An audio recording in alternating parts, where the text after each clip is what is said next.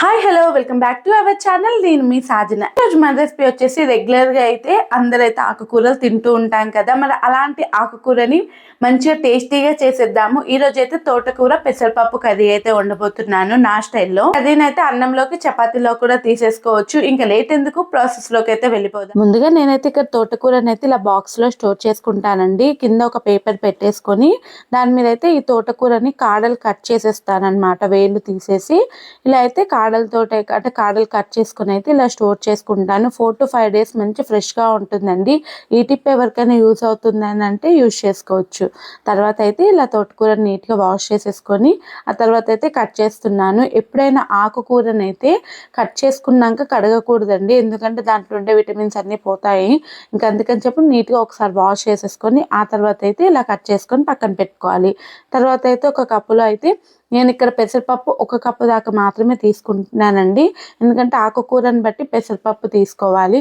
లేదంటే ఏదైనా ఒకటి ఎక్కువైనా సరే మంచిగా అనిపించదు.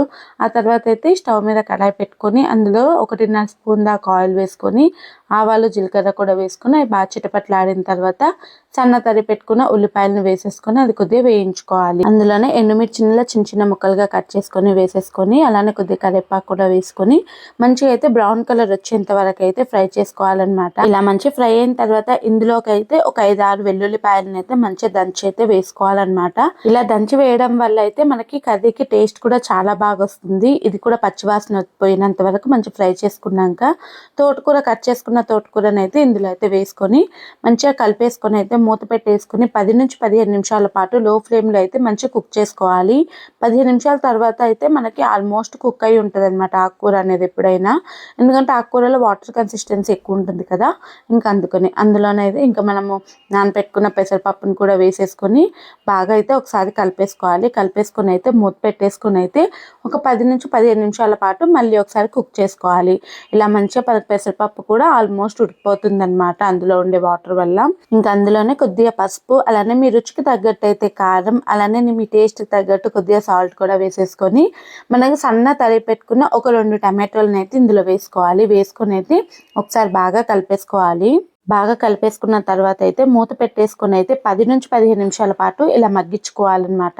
టమాటా మొత్తం మగ్గిపోతుంది, టమాటా పెసరపప్పు అలానే మన ఆకుకూర కూడా మంచిగా మగ్గిపోయిన తర్వాత కొద్దిగా నీళ్ళు వేసేసుకోవాలన్నమాట. కన్సిస్టెన్సీ కోసం కొద్దిగా నీళ్ళు వేసుకొని మూత పెట్టేసుకొని అయితే ఇంకొక 10 నిమిషాల పాటు అయితే మంచిగా అయితే మగ్గించుకోవాలి.